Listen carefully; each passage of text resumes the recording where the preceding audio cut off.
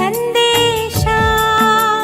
ಪರಂಜ್ಯೋತಿ ಪರಮಾತ್ಮನ ದಿವ್ಯ ಸಂದೇಶ.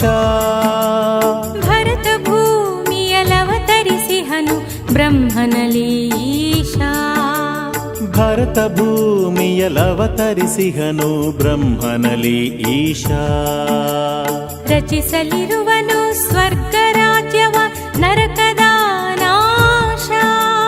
ತನ್ನ ಪರಿಚಯ ತಾನೇ ನೀಡುತ್ತಾ ಸ್ವಯಂಭೂ ಈಶಾ. ಪರಂಜ್ಯೋತಿ ಪರಮಾತ್ಮನ ದಿವ್ಯ ಸಂದೇಶ. ಸ್ವಾಗತವನ್ನು ಬಯಸುವೆವು ನಾವು ಶಿವನ ಸುತರೇ ಬನ್ನಿರಿ. ಸ್ವಾಗತವನ್ನು ಬಯಸುವೆವು ನಾವು ಶಿವನ ಸುತರೇ ಬನ್ನಿರಿ.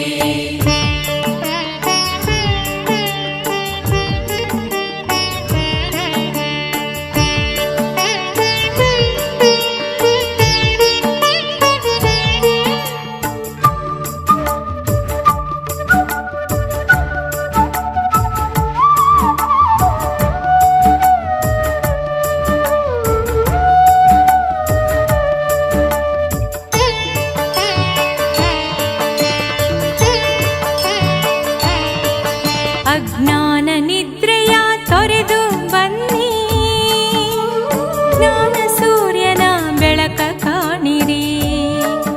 ಅಜ್ಞಾನ ನಿದ್ರೆಯ ತೊರೆದು ಬನ್ನಿ, ಜ್ಞಾನ ಸೂರ್ಯನ ಬೆಳಕ ಕಾಣಿರಿ.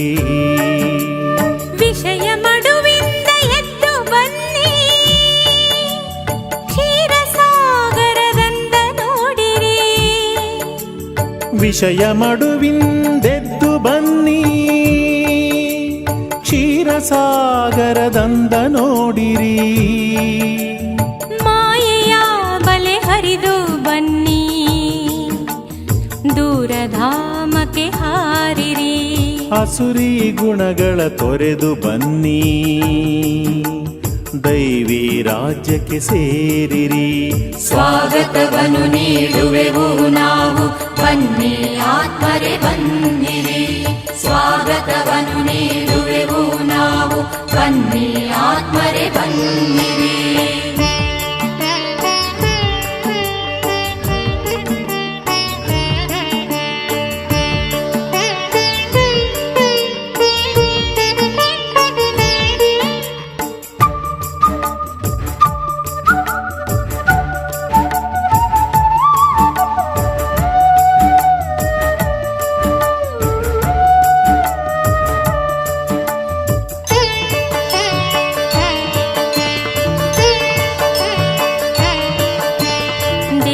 ಧರ್ಮವ ಬಿಟ್ಟು ಶಿವನಿಗೆ ಶರಣು ಬನ್ನಿ ಆತ್ಮರೇ.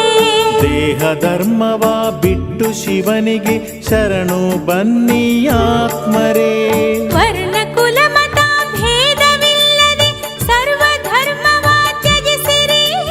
ವರ್ಣ ಕುಲ ಮತ ಭೇದವಿಲ್ಲದೆ ಸರ್ವ ಧರ್ಮವ ತ್ಯಜಿಸಿರಿ. ನಿರಾಕಾರಿ ನಿರಹಂಕಾರಿ ನಿರ್ವಿಕಾರಿಗಳಾಗಿರಿ. ಮುಕ್ತಿ ಜೀವನ್ ಮುಕ್ತಿ ಪ್ರಾಪ್ತಿ ಹಿಂದೆ ನೀವು ಪಡೆಯಿರಿ. ಸ್ವಾಗತವನ್ನು ಕೋರುವೆವು ನಾವು ಬನ್ನಿ ಆತ್ಮರೇ ಬನ್ನಿರಿ. ಸ್ವಾಗತವನ್ನು ಕೋರುವೆವು ನಾವು ಬನ್ನಿ ಆತ್ಮರೇ ಬನ್ನಿರಿ. ಸ್ವಾಗತವನ್ನು ಕೋರುವೆವು ನಾವು ಬನ್ನಿ ಆತ್ಮರೇ ಬನ್ನಿರಿ.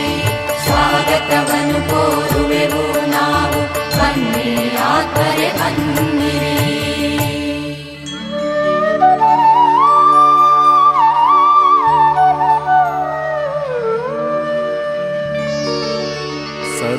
ಸರ್ವಧರ್ಮಾನ್ ಪರಿತ್ಯಜ್ಯ ಮಾಮೇಕಂ ಶರಣಂ ವ್ರಜ. ಸರ್ವಧರ್ಮಾನ್ ಪರಿತ್ಯಜ್ಯ ಮಾಮೇಕಂ ಶರಣಂ ವ್ರಜ. ಅಹಂ ತ್ವಾ ಸರ್ವಪಾಪೇಭ್ಯೋ अहं त्वा सर्वपापेभ्यो मोक्षयिष्यामि मा शुचः मोक्षयिष्यामि मा शुचः।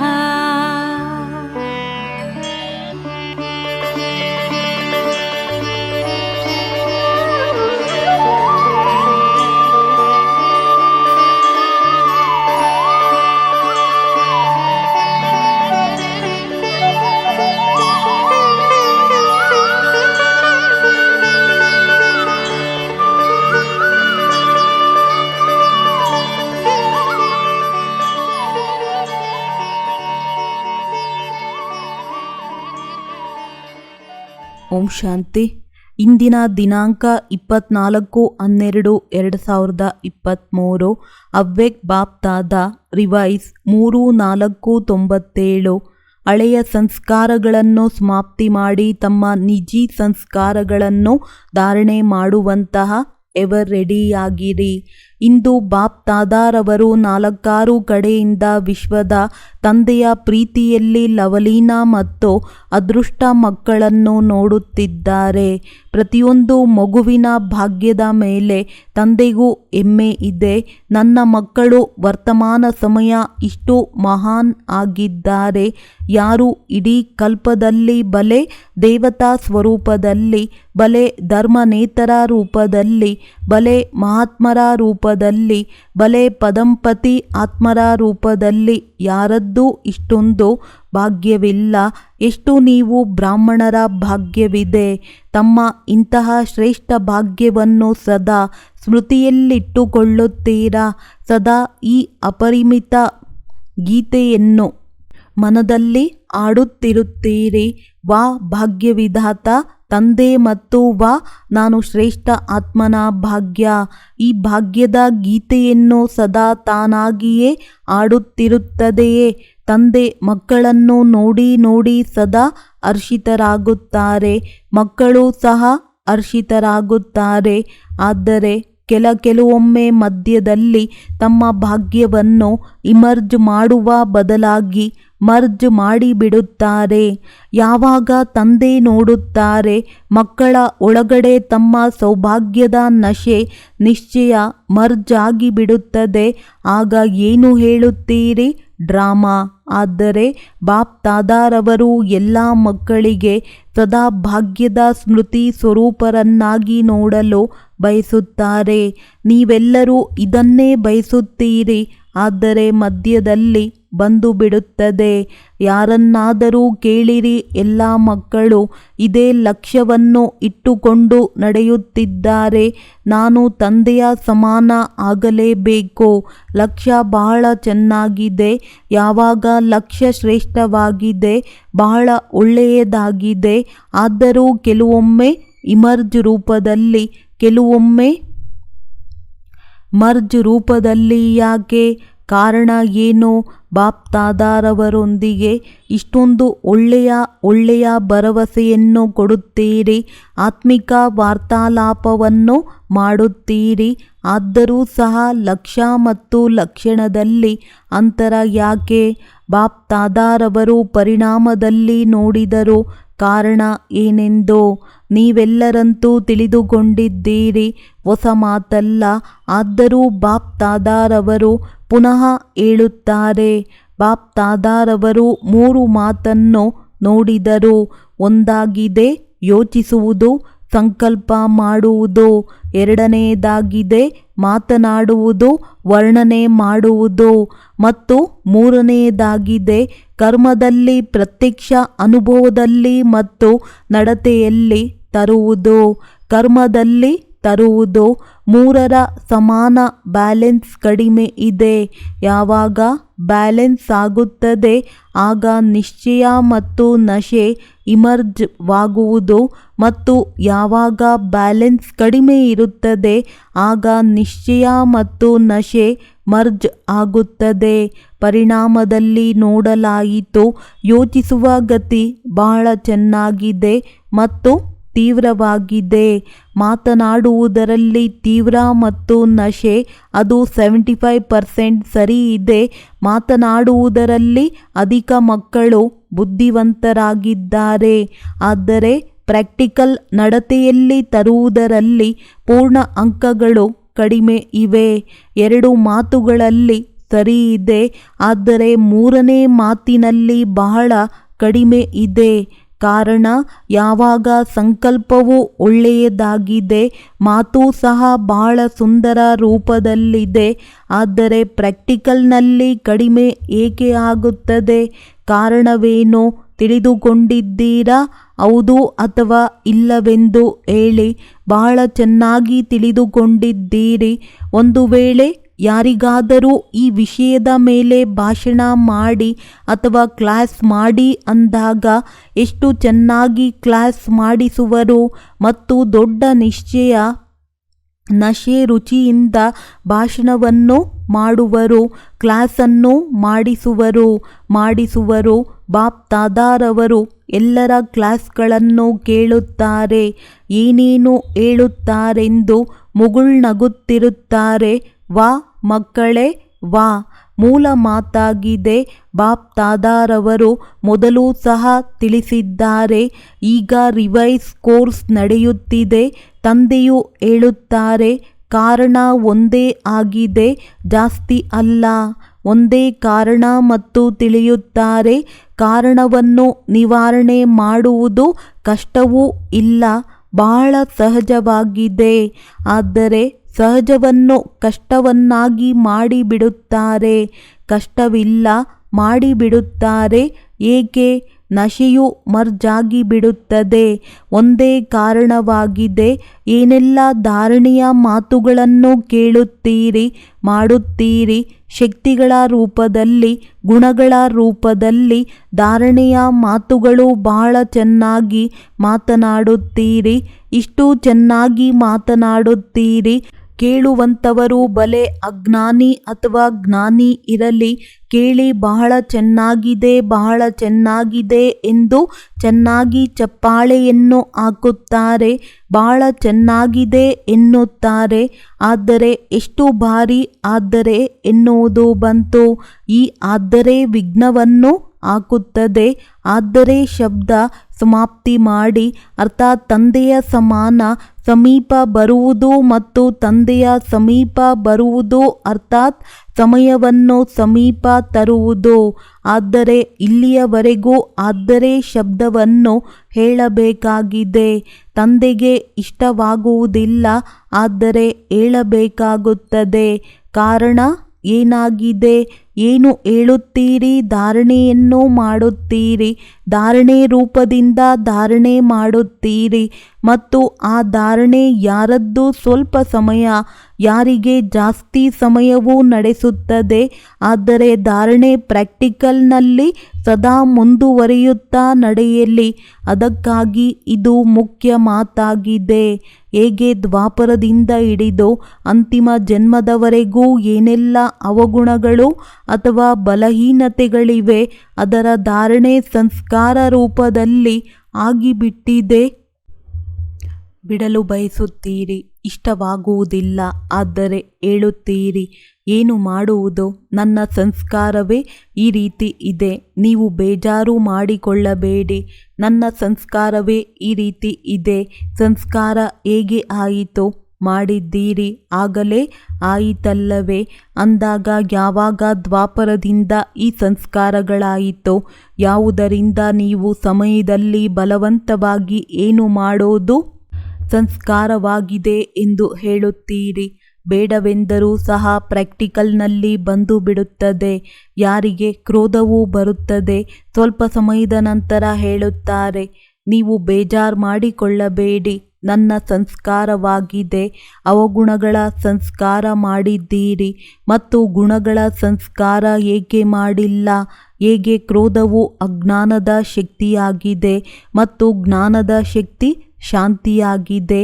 ಸಹನೆ ಶಕ್ತಿ ಇದೆ. ಅಜ್ಞಾನದ ಶಕ್ತಿ ಕ್ರೋಧವನ್ನು ಬಹಳ ಚೆನ್ನಾಗಿ ಸಂಸ್ಕಾರ ಮಾಡಿಬಿಟ್ಟಿದ್ದೀರಿ ಮತ್ತು ಉಪಯೋಗಿಸುತ್ತಲೂ ಇರುತ್ತೀರಿ. ಆದರೂ ಕ್ಷಮೆಯನ್ನು ಕೇಳುತ್ತಿರುತ್ತೀರಿ. ಕ್ಷಮೆ ಮಾಡಿಬಿಡಿ, ಮುಂದಿನಿಂದ ಆಗುವುದಿಲ್ಲ ಮತ್ತು ಮುಂದೆ ಹೋದಂತೆ ಇನ್ನೂ ಹೆಚ್ಚಿಗೆ ಆಗುತ್ತದೆ. ಕಾರಣ ಏಕೆಂದರೆ ಸಂಸ್ಕಾರವು ಮಾಡಿಬಿಟ್ಟಿದ್ದೀರಿ. ಬಾಪ್ತಾದಾರವರು ಮಕ್ಕಳಿಗೆ ಒಂದೇ ಮಾತನ್ನು ಪದೇ ಪದೇ ತಿಳಿಸುತ್ತಾರೆ. ಈಗ ಪ್ರತಿ ಗುಣವನ್ನು, ಪ್ರತಿ ಜ್ಞಾನದ ಮಾತನ್ನು ಸಂಸ್ಕಾರ ರೂಪದಲ್ಲಿ ಮಾಡಿಕೊಳ್ಳಿರಿ. ಬ್ರಾಹ್ಮಣ ಆತ್ಮರ ನಿಜಿ ಸಂಸ್ಕಾರವು ಯಾವುದಾಗಿದೆ? ಕ್ರೋಧ ಅಥವಾ ಸಹನಶೀಲತೆಯೇ ಯಾವುದಾಗಿದೆ? ಸಹನ ಶಕ್ತಿ, ಶಾಂತಿಯ ಶಕ್ತಿ ಇದಾಗಿದೆಯಲ್ಲವೇ? ಅವಗುಣಗಳನ್ನು ಸಹಜವಾಗಿ ಸಂಸ್ಕಾರ ಮಾಡಿಕೊಂಡು ಬಿಟ್ಟಿದ್ದೀರಿ. ಎಷ್ಟು ಸಮ್ಮದಾಗಿಸಿಕೊಂಡಿದ್ದೇವೆಂದರೆ ಬೇಡವೆಂದರೂ ಬರುತ್ತಿರುತ್ತದೆ. ಇದೇ ರೀತಿಯಲ್ಲಿ ಗುಣಗಳನ್ನು ತಮ್ಮದಾಗಿಸಿಕೊಂಡು ಸಂಸ್ಕಾರಗಳನ್ನು ಮಾಡಿಕೊಳ್ಳಿರಿ. ನನ್ನ ನಿಜಿ ಸಂಸ್ಕಾರವು ಯಾವುದಾಗಿದೆ? ಇದನ್ನು ಸದಾ ನೆನಪಿಟ್ಟುಕೊಳ್ಳಿರಿ. ಅವರಂತೂ ರಾವಣನ ಆಸ್ತಿಯನ್ನು ಸಂಸ್ಕಾರಗಳನ್ನಾಗಿ ಮಾಡಿಕೊಂಡು ಬಿಟ್ಟರು. ಬೇರೆಯವರ ಮಾಲ್ ತಮ್ಮದನ್ನಾಗಿ ಮಾಡಿಕೊಂಡು ಬಿಟ್ಟರು.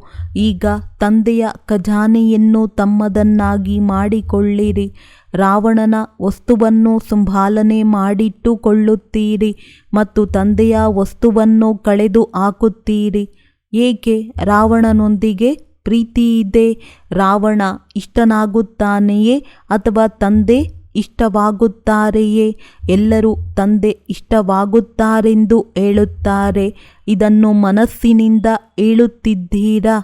ಆದರೆ ಯಾರು ಇಷ್ಟವಾಗುತ್ತಾರೆ? ಅವರ ಮಾತುಗಳು ನಿಶ್ಚಯದ ಶಾಯಿಯಿಂದ ಹೃದಯದಲ್ಲಿ ಸಮಾವೇಶವಾಗುತ್ತದೆ. ಯಾರಾದರೂ ರಾವಣನ ಸಂಸ್ಕಾರಕ್ಕೆ ವಶರಾಗುತ್ತಾರೆ. ಆದರೂ ಹೇಳುತ್ತಾರೆ, ಬಾಬಾ ನಿಮ್ಮೊಂದಿಗೆ ನನ್ನದು ಬಹಳ ಪ್ರೀತಿ ಇದೆ, ಬಹಳ ಪ್ರೀತಿ ಇದೆ. ಬಾಬಾರವರು ಕೇಳುತ್ತಾರೆ, ಎಷ್ಟು ಪ್ರೀತಿ ಇದೆ? ಆಕಾಶದಿಂದಲೂ ಹೆಚ್ಚು ಎಂದು ಹೇಳುತ್ತೀರಿ. ಎಷ್ಟು ಮುದ್ದಾದ ಮಕ್ಕಳು ಎಂದು ಬಾಬಾರವರು ಸಹ ಕೇಳಿ ಖುಷಿಯಾಗುತ್ತಾರೆ. ಆದರೂ ತಂದೆಯು ಹೇಳುತ್ತಾರೆ, ತಂದೆಯು ಎಲ್ಲ ಮಕ್ಕಳಿಗೆ ಭರವಸೆಯನ್ನು ಕೊಡುತ್ತಾರೆ.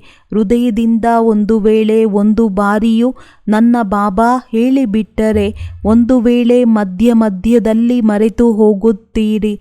ಆದರೆ ಒಂದು ಬಾರಿಯೂ ಹೃದಯದಿಂದ ನನ್ನ ಬಾಬಾ ಎಂದು ಹೇಳಿದರೆ ತಂದೆಯು ಹೇಳುತ್ತಾರೆ, ಯಾರೇ ಇರಲಿ, ಹೇಗೆ ಇರಲಿ, ನನ್ನವರಾಗಿಯೇ ಇದ್ದೀರಿ. ಕರೆದುಕೊಂಡಂತೂ ಹೋಗಲೇಬೇಕು. ಕೇವಲ ತಂದೆ ಏನು ಬಯಸುತ್ತಾರೆಂದರೆ ಮೆರವಣಿಗೆಯನ್ನು ಮಾಡಿಕೊಂಡು ಬರಬಾರದು. ಪ್ರಿಯತಮೆಯರಾಗಿ ಬನ್ನಿ. ಎಲ್ಲರೂ ಕೇಳಿ ಖುಷಿಯಾಗುತ್ತಿದ್ದೀರಿ. ತಮ್ಮ ಮೇಲೆ ನಗು ಸಹ ಬರುತ್ತಿದೆ. ಈಗ ಕೇಳುವ ಸಮಯದಲ್ಲಿ ತಮ್ಮ ಮೇಲೆ ನಗುತ್ತೀರಿ ಅಲ್ಲವೇ? ತಮ್ಮ ಮೇಲೆ ನಗು ಬರುತ್ತದೆ ಮತ್ತು ಯಾವಾಗ ಜೋಶ್ನಲ್ಲಿ ಬರುತ್ತೀರಿ ಆಗ ಕೆಂಪು ಹಳದಿಯಾಗಿ ಬಿಡುತ್ತೀರಿ. ಆದರೆ ತಂದೆಯು ರಿಸಲ್ಟ್ನಲ್ಲಿ ನೋಡುತ್ತಾರೆ. ಮಕ್ಕಳಲ್ಲಿ ಒಂದು ವಿಶೇಷತೆ ಬಹಳ ಚೆನ್ನಾಗಿದೆ. ಅದು ಯಾವುದಾಗಿದೆ? ಪವಿತ್ರತೆಯಲ್ಲಿ ಇರುವುದು. ಇದಕ್ಕಾಗಿ ಎಷ್ಟೇ ಸಹನೆ ಮಾಡಬೇಕಾಗಲಿ, ಎಷ್ಟೇ ವಿರುದ್ಧ ಮಾಡುವವರು ಮುಂದೆ ಬರಲಿ, ಆದರೆ ಈ ಮಾತಿನಲ್ಲಿ 75% ಚೆನ್ನಾಗಿದ್ದೀರಿ. ಕೆಲವರು ಅಲ್ಲ ಸಲ್ಲದ ಮಾತುಗಳನ್ನು ಮಾತನಾಡುತ್ತಾರೆ. ಆದರೂ ಸಹ 75% ಈ ಮಾತಿನಲ್ಲಿ ಪಾಸ್ ಆಗಿ ತೋರಿಸಿದ್ದೀರಿ. ಈಗ ಅದರ ನಂತರ ಎರಡನೇ ಸಬ್ಜೆಕ್ಟ್ ಯಾವುದು ಬರುತ್ತದೆ? ಕ್ರೋಧ. ದೇಹಭಾನವಂತೂ ಪೂರ್ಣ ಇದ್ದೇ ಇದೆ. ಆದರೆ ನೋಡಲಾಗಿದೆ ಕ್ರೋಧ ಸಬ್ಜೆಕ್ಟ್ನಲ್ಲಿ ಬಹಳ ಕಡಿಮೆ ಪಾಸ್ ಆಗಿದ್ದೀರಿ. ಬಹುಶಃ ಕ್ರೋಧ ಯಾವ ವಿಕಾರವೂ ಅಲ್ಲ, ಇದು ಶಾಸ್ತ್ರವಾಗಿದೆ, ವಿಕಾರವಲ್ಲ. ಈ ರೀತಿ ತಿಳಿದುಕೊಳ್ಳುತ್ತೀರಾ? ಆದರೆ ಕ್ರೋಧ ಜ್ಞಾನಿತ್ವ ಆತ್ಮನಿಗೆ ಮಹಾಶತ್ರುವಾಗಿದೆ. ಏಕೆಂದರೆ ಕ್ರೋಧ ಅನೇಕ ಆತ್ಮರ ಸಂಬಂಧ ಸಂಪರ್ಕದಲ್ಲಿ ಬರುವುದರಿಂದ ಪ್ರಸಿದ್ಧವಾಗಿ ಬಿಡುತ್ತದೆ ಮತ್ತು ಕ್ರೋಧವನ್ನು ನೋಡಿ ತಂದೆ ಹೆಸರು ಬಹಳಷ್ಟು ಗ್ಲಾನಿ ಆಗುತ್ತದೆ. ಹೇಳುವವರು ಇದೇ ಹೇಳುತ್ತಾರೆ. ಜ್ಞಾನಿತ್ವ ಆತ್ಮ ಮಕ್ಕಳನ್ನು ನೋಡಿದ್ದೇವೆ. ಕ್ರೋಧದ ಅನೇಕ ರೂಪಗಳಿವೆ. ಒಂದಂತೂ ಮಹಾನ್ ರೂಪ. ನೀವು ಚೆನ್ನಾಗಿ ತಿಳಿದುಕೊಂಡಿದ್ದೀರಿ. ಕಾಣಿಸುತ್ತದೆ ಇವರು ಕ್ರೋಧವನ್ನು ಮಾಡುತ್ತಿದ್ದಾರೆ. ಎರಡನೆಯದು ಕ್ರೋಧದ ಸೂಕ್ಷ್ಮ ಸ್ವರೂಪ ಒಳಗಡೆ ಈರ್ಷೆ, ದ್ವೇಷ, ತಿರಸ್ಕಾರವಾಗಿದೆ. ಈ ಸ್ವರೂಪದಲ್ಲಿ ಜೋರಾಗಿ ಮಾತನಾಡುವುದು ಅಥವಾ ಹೊರಗಡೆಯಿಂದ ಯಾವುದೇ ರೂಪದಲ್ಲಿ ಕಾಣಿಸುವುದಿಲ್ಲ. ಆದರೆ ಹೇಗೆ ಹೊರಗಡೆ ಕ್ರೋಧ ಬರುತ್ತದೆ ಅಂದಾಗ ಕ್ರೋಧವು ಅಗ್ನಿ ರೂಪವಾಗಿದೆಯಲ್ಲವೇ? ಅವರು ಒಳಗಡೆ ಸ್ವಯಂ ಸುಡುತ್ತಿರುತ್ತಾರೆ ಮತ್ತು ಇನ್ನೊಬ್ಬರನ್ನು ಸಹ ಸುಡುತ್ತಿರುತ್ತಾರೆ. ಈ ಈರ್ಷೆ, ದ್ವೇಷ, ತಿರಸ್ಕಾರ ಇವು ಯಾರಲ್ಲಿವೆ ಅವರು ಈ ಅಗ್ನಿಯಲ್ಲಿ ಒಳಗಡೆಯೇ ಸುಡುತ್ತಿರುತ್ತಾರೆ. ಹೊರಗಡೆಯಿಂದ ಕೆಂಪು ಹಳದಿಯಾಗುವುದಿಲ್ಲ. ಕೆಂಪು ಹಳದಿಯೂ ಸರಿ ಇದೆ, ಆದರೆ ಅವರು ಕಪ್ಪಾಗಿ ಬಿಡುತ್ತಾರೆ. ಮೂರನೆಯದು ಕ್ರೋಧದ ಚತುರತೆಯ ರೂಪವೂ ಆಗಿದೆ. ಅದೇನಾಗಿದೆ? ಹೇಳುವುದರಲ್ಲಿ, ತಿಳಿದುಕೊಳ್ಳುವುದರಲ್ಲಿ ಈ ರೀತಿ ತಿಳಿಯುತ್ತಾರೆ ಅಥವಾ ಹೇಳುತ್ತಾರೆ. ಕೆಲವೊಮ್ಮೆ ಗಂಭೀರವಾಗಬೇಕಾಗುತ್ತದೆ. ಕಲ್ಯಾಣಕ್ಕೋಸ್ಕರ ಕೆಲವೊಮ್ಮೆ ಕಾನೂನನ್ನು ತೆಗೆದುಕೊಳ್ಳಬೇಕಾಗುತ್ತದೆ. ಈಗ ಕಲ್ಯಾಣವಾಗಿದೆಯೇ ಅಥವಾ ಇಲ್ಲವೇ ತಮ್ಮೊಂದಿಗೆ ಕೇಳಿಕೊಳ್ಳಿರಿ. ಬಾಪ್ ತಾದಾರವರು ಯಾರಿಗೂ ಎಂದೂ ತಮ್ಮ ಕೈಯಲ್ಲಿ ಕಾನೂನು ತೆಗೆದುಕೊಳ್ಳುವ ಅನುಮತಿಯನ್ನು ಕೊಟ್ಟಿಲ್ಲ. ಎಂದಾದರೂ ಯಾವುದೇ ಮುರುಳಿಯಲ್ಲಿ ಹೇಳಿದ್ದಾರೆಯೇ ತೆಗೆದುಕೊಳ್ಳಿ ಎಂದು? ಕ್ರೋಧವನ್ನು ಮಾಡಬೇಡಿರಿ. ಕಾನೂನು ತೆಗೆದುಕೊಳ್ಳುವವರ ಒಳಗಡೆಯ ರೂಪ ಅದೇ ಕ್ರೋಧದ ಅಂಶವಾಗಿರುತ್ತದೆ. ಅವರೂ ಸಹ ನಿಮಿತ್ತ ಆತ್ಮರಿದ್ದಾರೆ. ಅವರೂ ಸಹ ಕಾನೂನನ್ನು ತೆಗೆದುಕೊಳ್ಳುವುದಿಲ್ಲ. ಆದರೆ ಅವರಿಗೆ ಕಾನೂನನ್ನು ಪುನಃ ಹೇಳಬೇಕಾಗುತ್ತದೆ, ರಿವೈಸ್ ಮಾಡಬೇಕಾಗುತ್ತದೆ. ಕಾನೂನನ್ನು ಯಾರೂ ತೆಗೆದುಕೊಳ್ಳಲು ಸಾಧ್ಯವಿಲ್ಲ. ಆದರೆ ನಿಮಿತ್ತರಾಗಿರುವವರು ಎಂದರೆ ತಂದೆಯ ಮೂಲಕ ಮಾಡಿರುವಂತಹ ಕಾನೂನನ್ನು ಪುನಃ ರಿವೈಸ್ ಮಾಡಬೇಕಾಗುತ್ತದೆ. ನಿಮಿತ್ತ ಆಗಿರುವವರಿಗೆ ಇಷ್ಟು ಅನುಮತಿ ಇದೆ, ಎಲ್ಲರಿಗೂ ಇಲ್ಲ. ಇಂದು ಬಾಪ್ ತಾದಾರವರು ಅಧಿಕೃತವಾಗಿ ಅಫಿಷಿಯಲ್ ಆಗಿ ಶಿಕ್ಷಣವನ್ನು ನೀಡುತ್ತಿದ್ದಾರೆ. ಪ್ರೀತಿಯಿಂದ ತೆಗೆದುಕೊಳ್ಳಿರಿ. ಏಕೆಂದರೆ ಬಾಪ್ ತಾದಾರವರು ಮಕ್ಕಳು ಬರೆದಿರುವ, ಮಾಡಿರುವಂತಹ ಭರವಸೆಗಳನ್ನು ಕೊಟ್ಟಿರುವುದನ್ನು ನೋಡಿ ಕೇಳಿ ಮುಗುಳ್ನಗುತ್ತಿದ್ದಾರೆ. ಈಗ ಬಾಪ್ ತಾದಾರವರು ಏನೆಲ್ಲ ತಿಳಿಸಿದ್ದಾರೆಯೋ ಪ್ರತಿ ಗುಣವನ್ನು ನಿಜಿ ಸಂಸ್ಕಾರವನ್ನಾಗಿ ಮಾಡಿಕೊಳ್ಳಿರಿ. ಅಂಡರ್ಲೈನ್ ಮಾಡಿದ್ದೀರಾ? ಈಗಿನಿಂದಲೇ ಹೇಳಿರಿ. ಶಾಂತ ಸ್ವರೂಪದಲ್ಲಿರುವುದು, ಸಹನಶೀಲರಾಗುವುದು ಇದಂತೂ ನನ್ನ ಸಂಸ್ಕಾರವಾಗಿ ಬಿಟ್ಟಿದೆ. ನಂತರ ಬಾಪ್ ತಾದಾರವರ ಯಾವಾಗ ಮಿಲನ ಮಾಡಲು ಬರುತ್ತಾರೆ, ಬಾಪ್ ತಾದಾರವರ ಮುಂದೆ ಈ 5-6 ತಿಂಗಳಲ್ಲಿ ಇದನ್ನು ತಮ್ಮ ನಿಜ ಸಂಸ್ಕಾರವನ್ನಾಗಿ ಮಾಡಿಕೊಂಡು ತೋರಿಸಿರಿ. ಇದಕ್ಕಾಗಿ ಇಂದು ರಿಸಲ್ಟ್ ತಿಳಿಸುತ್ತಿದ್ದಾರೆ. ಕ್ರೋಧದ ರಿಪೋರ್ಟ್ ಅಂತೂ ಬಹಳಷ್ಟು ಬರುತ್ತವೆ. ದೊಡ್ಡದು ಚಿಕ್ಕದು ಭಿನ್ನ ಭಿನ್ನ ರೂಪದಿಂದ ಕ್ರೋಧವನ್ನು ಮಾಡುತ್ತಾರೆ. ಈಗ ಬಾಪ್ ತಾದಾರವರು ಹೆಚ್ಚು ಹೇಳುವುದಿಲ್ಲ, ಆದರೆ ಕತೆಗಳಂತೂ ಬಹಳ ಮಜವಾಗಿವೆ. ಇದಕ್ಕಾಗಿ ಇಂದಿನಿಂದ ಈ ಕ್ರೋಧಕ್ಕೆ ಏನು ಮಾಡುತ್ತೀರಿ? ವಿದಾಯಿ ಕೊಡುತ್ತೀರಾ? ಎಲ್ಲರೂ ಚಪ್ಪಾಳೆಯನ್ನು ಹಾಕಿದರು. ನೋಡಿ, ಚಪ್ಪಾಳೆ ಹಾಕುವುದು ಸಹಜವಾಗಿದೆ, ಆದರೆ ಕ್ರೋಧದ ಚಪ್ಪಾಳೆಯನ್ನು ಹಾಕಬೇಡಿರಿ. ಬಾಪ್ ತಾದಾರವರು ಈಗ ಇದನ್ನು ಪದೇ ಪದೇ ಕೇಳಲು ಬಯಸುವುದಿಲ್ಲ. ಆದರೂ ಸಹ ದಯೆ ಬರುತ್ತದೆ ಎಂದಾಗ ಕೇಳುತ್ತಾರೆ. ಇಂದಿನಿಂದ ಈ ರೀತಿ ಹೇಳಬೇಡಿರಿ. ಬಾಬಾ ಮಾತಂತೂ ಕೊಟ್ಟಿದ್ದೆವು, ಆದರೆ ಪುನಃ ಬಂದು ಬಿಟ್ಟಿತು. ಏನು ಮಾಡುವುದು? ಬಯಸುವುದಿಲ್ಲ, ಬಂದು ಬಿಟ್ಟಿತು. ನೀವು ಮಾಯೆಗೆ ತಿಳಿಸಿರಿ, ಕ್ರೋಧಕ್ಕೆ ತಿಳಿಸಿರಿ. ಈ ಪುರುಷಾರ್ಥವನ್ನು ತಂದೆ ಮಾಡಿದರೆ ಮಕ್ಕಳು ಏನು ಪ್ರಾರಬ್ಧವನ್ನು ತೆಗೆದುಕೊಳ್ಳುವಿರಿ? ಈ ಪರಿಶ್ರಮವು ತಂದೆ ಮಾಡಬೇಕೆ? ಇಂತಹ ಮಾತನ್ನು ತಂದೆಗೆ ಕೊಡಬೇಡಿರಿ. 5 ತಿಂಗಳ ನಂತರ ಪರಿಣಾಮವನ್ನು ನೋಡುವರು. ಬಲೆ ನೀವು ಹೇಳುತ್ತೀರೋ ಅಥವಾ ಹೇಳದೇ ಇರುತ್ತೀರೋ, ತಂದೆ ಹತ್ತಿರ ಅಂತೂ ಬಂದು ಬಿಡುತ್ತದೆ, ತಲುಪಿಬಿಡುತ್ತದೆ. ಏನು ಮಾಡುವುದು? ಆಗಿ ಹೋಯಿತೋ. ಪರಿಸ್ಥಿತಿ ಈ ರೀತಿ ಬರುತ್ತದೆ. ಬಹಳ ದೊಡ್ಡ ಮಾತಾಯಿತಲ್ಲವೇ. ಇಂತಹ ರಿಸಲ್ಟ್ ಇರಬಾರದು. ತಂದೆಗೂ ಸಹ ತಿಳಿಸುವಂತಹ ಪ್ರಯತ್ನ ಪಡುತ್ತೀರಿ. ಬಹಳ ಬುದ್ಧಿವಂತರಾಗಿದ್ದೀರಿ. ಹೇಳುತ್ತೀರಿ, ಬಾಬಾ ಚಿಕ್ಕ ಪುಟ್ಟ ಮಾತುಗಳಂತೂ ಪಾರು ಮಾಡಿಬಿಡುತ್ತೇವೆ. ಆದರೆ ಇದು ಬಹಳ ದೊಡ್ಡ ಮಾತಾಗಿತ್ತಲ್ಲವೇ. ಈಗ ಯಾರ ಮೇಲೆ ದೋಷವನ್ನು ಇಟ್ಟಿರಿ? ಮಾತಿನ ಮೇಲೆ. ಮತ್ತು ಮಾತು ಏನು ಮಾಡುವುದು? ಬಂದಿತು ಮತ್ತು ಹೋಯಿತು. 5000 ವರ್ಷದ ನಂತರ ಮಾತು ಬರುವುದೋ ಯಾವುದು? 5000 ವರ್ಷದ ನಂತರ ಮಾತು ಬರುವುದಿದೆ. ಅದರ ಮೇಲೆ ದೋಷವು ನೀಡುತ್ತೀರಿ. ಈ ರೀತಿ ಮಾಡಬೇಡಿರಿ. ಏನು ಮಾಡುವುದು? ಈ ಸಂಕಲ್ಪವನ್ನೂ ಸಹ ಮಾಡಬೇಡಿರಿ.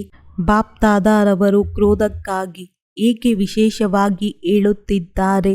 ಏಕೆಂದರೆ ಒಂದು ವೇಳೆ ಕ್ರೋಧಕ್ಕೆ ತಮ್ಮ ವಿದಾಯಿ ಕೊಟ್ಟು ಬಿಟ್ಟಿರಿ ಎಂದರೆ ಇದರಲ್ಲಿ ಲೋಭ, ಇಚ್ಛೆ ಎಲ್ಲವೂ ಬಂದು ಬಿಡುತ್ತದೆ.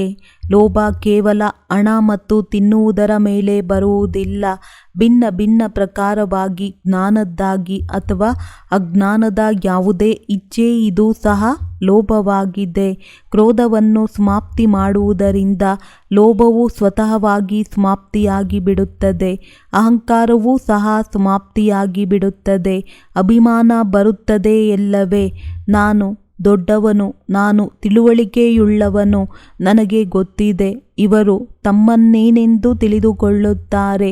ಆಗ ಕ್ರೋಧ ಬರುತ್ತದೆ. ಆಗ ಅಭಿಮಾನ ಮತ್ತು ಲೋಭ ಎರಡೂ ಒಟ್ಟಿಗೆ ವಿದಾಯಿ ತೆಗೆದುಕೊಳ್ಳುತ್ತವೆ.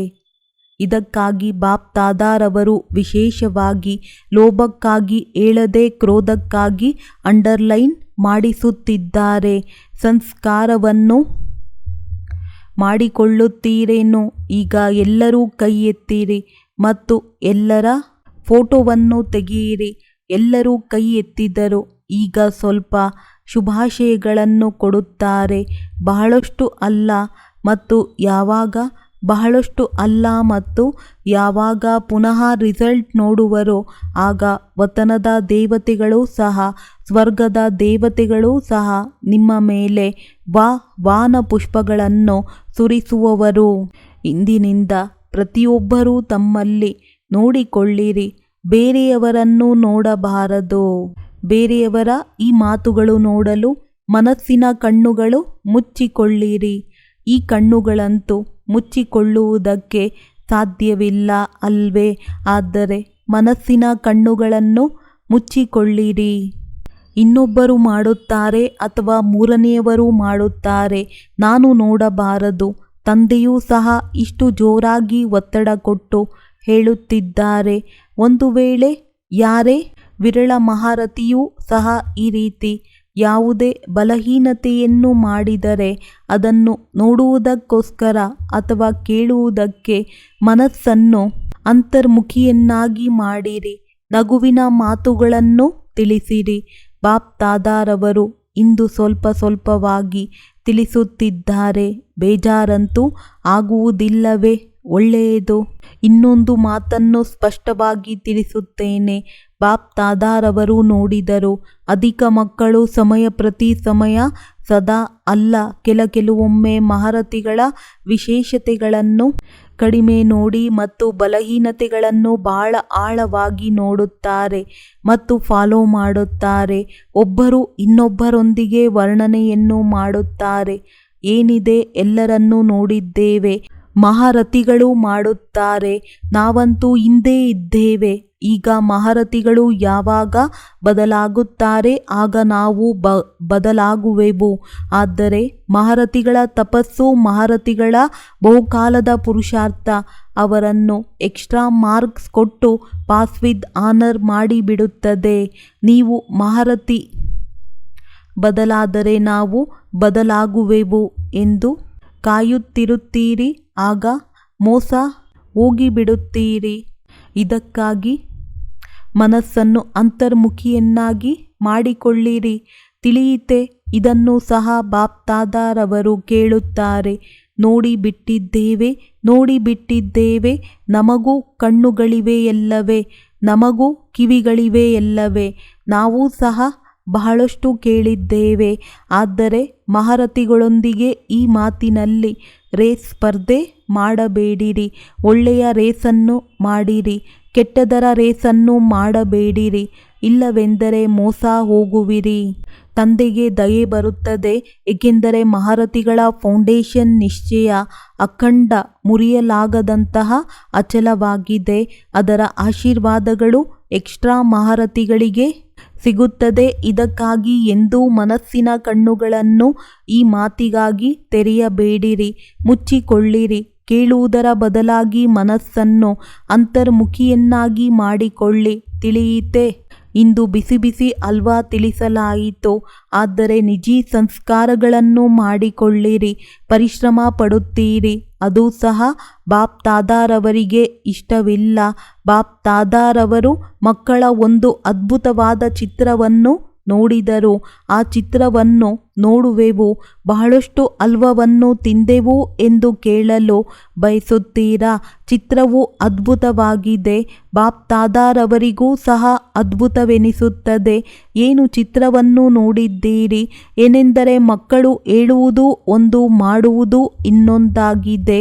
ಮುಖದಿಂದ ಹೇಳುತ್ತೀರಿ ನಾವು ಲಕ್ಷ್ಮೀನಾರಾಯಣರಾಗುವೆವು, ರಾಮ ಸೀತೆಯರಲ್ಲ, ಲಕ್ಷ್ಮೀನಾರಾಯಣ, ಮತ್ತು ಮಾಡುವುದೇನೋ ಲಕ್ಷ್ಮೀನಾರಾಯಣರಾಗುತ್ತೇವೆ ಎಂದು ಹೇಳುತ್ತೀರಿ.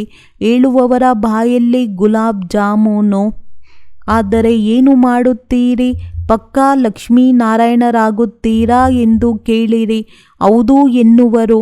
100% ಲಕ್ಷ್ಮೀನಾರಾಯಣರಾಗುತ್ತೇವೆ ಎಂದು ಹೇಳುತ್ತೀರಿ. ಆದರೆ ಚಿತ್ರವನ್ನು ಏನೆಂದು ತೋರಿಸುತ್ತೀರಿ? ತ್ರೇತಾಯುಗದ ರಾಮನ ಸಮಾನ ಯುದ್ಧ ಮಾಡುತ್ತಿರುತ್ತೀರಿ. ಬಿಲ್ಲು ಬಾಣ ಕೈಯಲ್ಲಿ ಸದಾ ಇರುತ್ತದೆ. ಲಕ್ಷ್ಮೀನಾರಾಯಣರಾಗುತ್ತೇವೆ ಎಂದು ಹೇಳುತ್ತೀರಿ. ಆದರೆ ಪ್ರಾಕ್ಟಿಕಲ್ನಲ್ಲಿ ತ್ರೇತಾಯುಗದ ರಾಮನ ಸಮಾನ ಯುದ್ಧ ಮಾಡುತ್ತಿರುತ್ತೀರಿ. ಸದಾ ಅರ್ಧ ಸಮಯ ಯುದ್ಧದಲ್ಲಿ, ಅರ್ಧ ಸಮಯ ಯೋಗದಲ್ಲಿ. ಎಲ್ಲರೂ ಅಲ್ಲ, ಆದರೆ ಅನೇಕರಿದ್ದಾರೆ. ಬಾಪ್ ತಾದಾರವರಿಗೆ ಈ ಚಿತ್ರವನ್ನು ನೋಡಿ ಅದ್ಭುತ ಚಿತ್ರವೆನಿಸುತ್ತದೆ. ಏನು ಹೇಳುತ್ತೀರೋ, ಏನು ಒಳ್ಳೆಯದನ್ನು ಯೋಚಿಸುತ್ತೀರೋ ಅದನ್ನು ಮಾಡಲೇಬೇಕು. ಅದರ ಸಹಜ ವಿಧಿಯನ್ನು ತಿಳಿಸಿದರು. ವಾಸ್ತವ ನಿಜಿ ಸಂಸ್ಕಾರಗಳನ್ನು ಇಮರ್ಜ್ ಮಾಡಿಕೊಳ್ಳಿರಿ. ಸಂಸ್ಕಾರದಿಂದ ಸ್ವತಃವಾಗಿ ಕರ್ಮ ಆಗೇ ಬಿಡುತ್ತದೆ. ಪರಿಶ್ರಮ ಕಡಿಮೆ, ಸಫಲತೆ ಹೆಚ್ಚಾಗುತ್ತದೆ. ಪರಿಶ್ರಮದಿಂದ ಮುಕ್ತರಾಗಿ ಬಿಡುತ್ತೀರಿ. ಹೇಗೆ ಅರ್ಧಕಲ್ಪ ಯಾವಾಗ ವಿಶ್ವದ ಮಾಲೀಕರಾಗುತ್ತೀರಿ, ಆಗ ಅನೇಕ ಪ್ರಕಾರದ ಪರಿಶ್ರಮದಿಂದ ಸ್ವತಃ ಮುಕ್ತರಾಗುತ್ತೀರಿ. ಈ ರೀತಿ ಈ ಸಮಯ ನಿಜಿ ಸಂಸ್ಕಾರಗಳನ್ನು ಮಾಡಿಕೊಳ್ಳುವುದರಿಂದ ಸಹಜವಾಗಿ ಪರಿಶ್ರಮದಿಂದ ಮುಕ್ತರಾಗಿ ಬಿಡುತ್ತೀರಿ. ಸಮಯ ಪ್ರತಿ ಸಮಯ ಬಾಣವನ್ನು ಎತ್ತುವುದು, ಯುದ್ಧ ಮಾಡುವಂತಹ ಅವಶ್ಯಕತೆ ಬೀಳುವುದಿಲ್ಲ. ನಿರಂತರ ಯೋಗಿ, ಸಹಜ ಯೋಗಿ, ಕರ್ಮಯೋಗಿ, ರಾಜಯೋಗಿ ಸ್ವತಃವಾಗಿ ಆಗಿಬಿಡುತ್ತೀರಿ. ಯೋಗವನ್ನು ಜೋಡಿಸುವ ಅವಶ್ಯಕತೆ ಇಲ್ಲ. ಆದರೆ ಪ್ರತಿ ಸೆಕೆಂಡ್, ಪ್ರತಿ ಸಮಯ ಯೋಗಿ ಜೀವನ ಸ್ವತಃವಾಗಿ ಆಗಿಬಿಡುತ್ತದೆ. ಅಂದಾಗ ಈ ರೀತಿ ಬಯಸುತ್ತೀರಾ? ಜ್ಞಾನ, ಯೋಗ, ಧಾರಣೆ ಮತ್ತು ಸೇವೆ, ಈ 4 ಸಬ್ಜೆಕ್ಟ್ನ ಸಾರ 2 ಶಬ್ದವಾಗಿದೆ. ಒಂದು, ಬಾಬಾ ನನ್ನ ಸಂಸಾರವಾಗಿದ್ದಾರೆ. ಎರಡನೆಯದು, ಪ್ರತಿ ಗುಣ, ಪ್ರತಿ ಶಕ್ತಿ ನನ್ನ ನಿಜಿ ಸಂಸ್ಕಾರವಾಗಿವೆ. 2 ಶಬ್ದವನ್ನು ನೆನಪಿಟ್ಟುಕೊಳ್ಳಿರಿ. ಸಂಸಾರ ಮತ್ತು ಸಂಸ್ಕಾರ. ಕಷ್ಟವಿದೆಯೇ? ಸ್ವಲ್ಪ ಸ್ವಲ್ಪ ಕಷ್ಟವಿದೆಯೇ? ಯಾವಾಗ ಮಾತು ಬರುತ್ತೋ ಆಗ ಕಷ್ಟವೆನಿಸುತ್ತದೆಯೇ? ಆದರೆ ಮಾತುಗಳು ನಿಮ್ಮ ಮುಂದೆ ಏನಾಗಿದೆ? ಮಾತು ದೊಡ್ಡದಾಗಿದೆಯೇ ಅಥವಾ ತಂದೆಯು ದೊಡ್ಡವರಾಗಿದ್ದಾರೆಯೇ? ಯಾರು ದೊಡ್ಡವರಾಗಿದ್ದಾರೆ? ಆದರೆ ಆ ಸಮಯದಲ್ಲಿ ಮಾತು ದೊಡ್ಡದಾಗಿನಿಸುತ್ತದೆ. ಬಾಪ್ ತಾದಾರವರ ಹತ್ತಿರ ಇಂತಹ ಸಮಯದ ಮಕ್ಕಳ ಚಿತ್ರಗಳು ಬಹಳಷ್ಟಿವೆ. ಮ್ಯೂಸಿಯಂ ಮಾಡಲಾಗಿದೆ. ಯಾವಾಗಾದರೂ ಬಂದರೆ ನೋಡಿರಿ. ತಮ್ಮದೇ ಚಿತ್ರವನ್ನು ನೋಡಿಕೊಳ್ಳಿರಿ. ಆದರೆ ಈಗ ಸಮಾಪ್ತಿ ಸಮಾರೋಹವನ್ನು ಆಚರಿಸಿರಿ. ಯಾವಾಗ ನೀವು ಸಮಾಪ್ತಿ ಸಮಾರೋಹವನ್ನು ಆಚರಿಸುವಿರಿ. ಆಗ ವಿಶ್ವ ಪರಿವರ್ತನೆಯ ಸಮಾರೋಹ ನಿಮ್ಮ ಮುಂದೆ ಬರುವುದು. ಇನ್ನೊಂದು ಮಾತು ತಿಳಿಸುವುದೇ? ಕೇಳಲು ತಯಾರಾಗಿದ್ದೀರಾ? ಬಾಲಕರು ಮಾಲೀಕರಾಗಿರುತ್ತಾರಲ್ಲವೇ? ಅಂದಾಗ ಮಾಲೀಕರಿಂದ ಆದೇಶವನ್ನು ಪಡೆದು ಹೇಳಲಾಗುತ್ತದೆ. ಬೇಅದ್ದಿನ ಹಾಲಾಗಿದೆ ಅಲ್ಲವೇ? ನೋಡಿರಿ, ಹೇಗೆ ರುಂಡಮಾಲೆಯನ್ನು ತೋರಿಸುತ್ತಾರಲ್ಲವೇ? ಹಾಗೆಯೇ ಇಲ್ಲಿ ಬಂದು ನೋಡಿದರೆ ರುಂಡಮಾಲೆ ಎನಿಸುತ್ತದೆ. ಕೇವಲ ನಿಮಗೆ ಮುಖ ಕಾಣಿಸುವುದು ಬೇಅದ್ದಿನ ಹಾಲ್ನಲ್ಲಿ. ಬಾಪ್ ದಾದಾರವರು ಸಹ ಇಂದು ತೆರೆದ ಹೃದಯದಿಂದ ಬೇಅದ್ದಿನ ಮಾತುಗಳನ್ನು ತಿಳಿಸುತ್ತಿದ್ದಾರೆ. ನಿನ್ನೆಯ ದಿನ ಯಾವುದಾಗಿತ್ತು?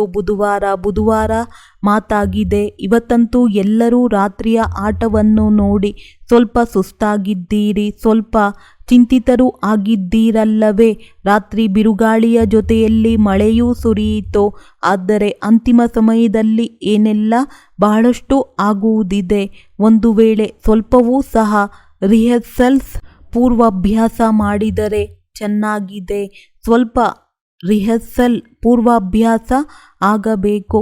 ಎಲ್ಲವನ್ನು ಪ್ಯಾಕ್ ಮಾಡಿ ಮತ್ತು ಓಡುವುದು, ಇದಂತೂ ಎಕ್ಸಸೈಸ್ ವ್ಯಾಯಾಮ ಮಾಡಿಸಿತು. ವೃದ್ಧರಾದ ಮಾತೇರೂ ಓಡುವುದಿಲ್ಲ. ಆದರೆ ರಾತ್ರಿಯಲ್ಲಿ ಹಾಸಿಗೆಯನ್ನು ತೆಗೆದುಕೊಂಡು ಓಡಿದರು. ಅದಕ್ಕಾಗಿ ಇದು ಸಹ ಒಂದು ಆಟವಾಗಿದೆ. ಎಕ್ಸಸೈಸ್ ಆಗಿಬಿಟ್ಟಿತಲ್ಲವೇ? ಕಾಲುಗಳು ನಡೆದವಲ್ಲವೇ? ಇವು ಚಿಕ್ಕ ಪುಟ್ಟ ರಿಹರ್ಸಲ್ಗಳಂತೂ ಪೂರ್ವಾಭ್ಯಾಸ. ಅಂತಿಮದ ಮುಂದೆ ಏನೂ ಇಲ್ಲ. ಇದು ಸಹ ಅಭ್ಯಾಸವಾಗಬೇಕು. ಬಾಪ್ ದಾದಾರವರು ಹೇಳಿದರು, ಎವರ್ ರೆಡಿಯಾಗಿರಿ, ಸದಾ ಸಿದ್ಧರಾಗಿರಿ. ಇದರಲ್ಲಿಯೂ ಎವರ್ ರೆಡಿ. ಮಳೆ ಬಂತೆಂದರೆ ಸೆಕೆಂಡಿನಲ್ಲಿ ಹೋಗಬೇಕಾಗುತ್ತದೆ. ಯಾರಿಗಾದರೂ ತೊಂದರೆ ಆಯಿತೆ, ಸೆಕೆಂಡಿನಲ್ಲಿ ಸೆಟ್ ಆಗಿಬಿಟ್ಟಿರಿ. ಬಾಪ್ ದಾದಾರವರು ತಿಳಿಯುತ್ತಾರೆ, ಎಲ್ಲಿಯವರೆಗೂ ಪರಿಪಕ್ವ ಆಗುವುದಿಲ್ಲ ಅಲ್ಲಿಯವರೆಗೂ ಮಕ್ಕಳು ಕಡಿಮೆ ಬರಲಿ. ಆದರೆ ಎಷ್ಟು ಕಡಿಮೆ ಹೇಳುತ್ತೇವೆ ಅಷ್ಟು ಇನ್ನೂ ಹೆಚ್ಚಾಗಿ ಬರುತ್ತಾರೆ. ಕೆಂಪು ಬಾವುಟವನ್ನು ತೋರಿಸುತ್ತಾರೆ, ಬರಬೇಡಿ. ಆದರೂ ಸಹ ಬಂದು ಬಿಡುತ್ತಾರೆ. ಅಂದಾಗ ಆಟವನ್ನು ನೋಡಿದ್ದೀರಾ? ಬಾಪ್ ದಾದಾರವರಿಗೆ ಮಕ್ಕಳ ಸ್ನೇಹವನ್ನು ನೋಡಿ ಖುಷಿಯಾಗುತ್ತದೆ ಮತ್ತು ಸದಾ ಮಕ್ಕಳಿಗೆ ಇದನ್ನೇ ಹೇಳುತ್ತಾರೆ, ಬನ್ನಿ ಮಕ್ಕಳೇ ಬನ್ನಿ, ಬರಬೇಡಿ ಎಂದು ಹೇಗೆ ಹೇಳುವುದು? ಹೇಳಲು ಸಾಧ್ಯವೇ? ಎಲ್ಲರೂ ಎಷ್ಟೇ ಬಂದಿದ್ದೀರಿ, ಖುಷಿಯಿಂದ ಬಂದಿದ್ದೀರಿ ಮತ್ತು ಖುಷಿಯನ್ನು ತೆಗೆದುಕೊಂಡು ಹೋಗಿರಿ. ಮತ್ತು ಟೋಲಿಯ ಜೊತೆಯಲ್ಲಿ ಮೊದಲು ಖುಷಿಯನ್ನು ಹಂಚಿರಿ, ಅದರ ಜೊತೆಯಲ್ಲಿ ಟೋಲಿಯನ್ನು ಹಂಚಿರಿ. ಒಳ್ಳೆಯದು.